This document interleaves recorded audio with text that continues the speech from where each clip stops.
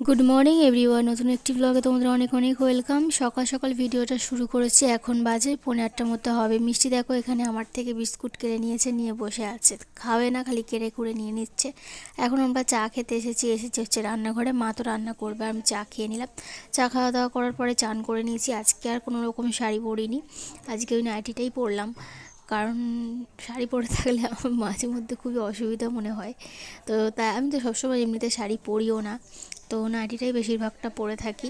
তার জন্য আজকেও নাইটি পরে নিয়েছি এখানে, আর এই নাইটিটা এখানে থাকেই। তো দেখো এখানে এখন সমস্ত জামা কাপড়গুলো শুকনো দিতে এসেছি, যেগুলো আমি ধুয়েছি, যেগুলো মা সকালে ধুয়েছিল, তো সমস্ত কিছুই আমি দিয়ে দিচ্ছি।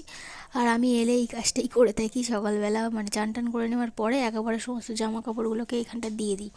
আর ওখানে থাকলে তো 7, 7:30, 8:45 মধ্যে আমার চান হয়ে যায়, খুব জোর হলে 8টার বেশি হয় না।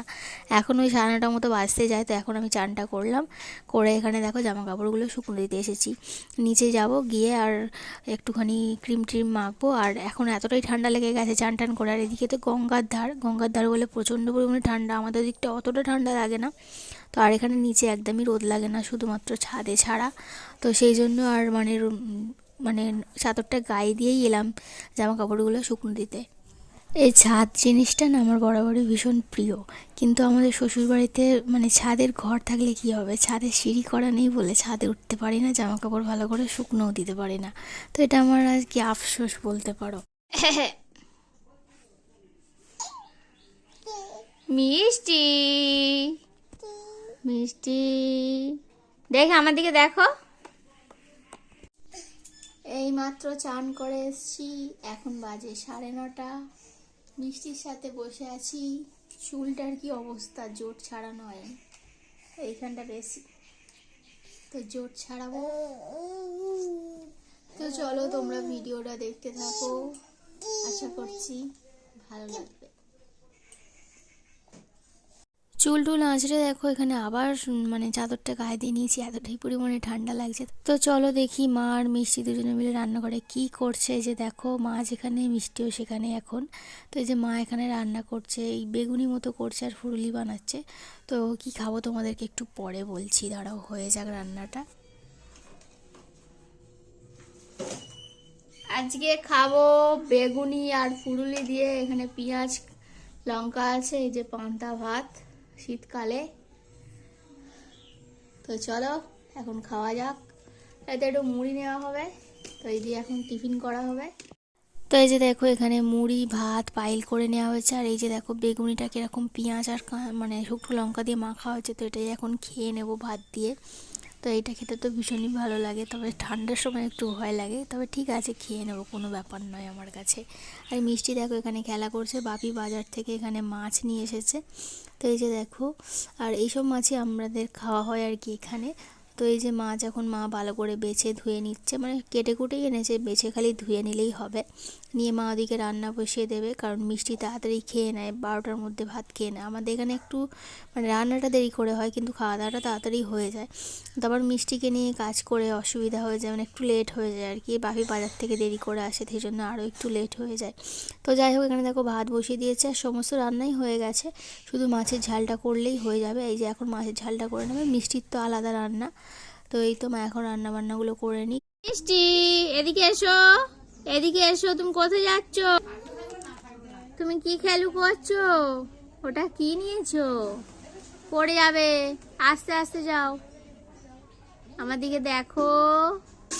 কি গো, এখন ওই 12টা 10-15 হবে। মা বললো আজকে ওকে বাইরেই খাইয়ে দিই, যেহেতু তেল মেখেছে, তো বাইরে ওকে খাইয়ে দেওয়া হলো।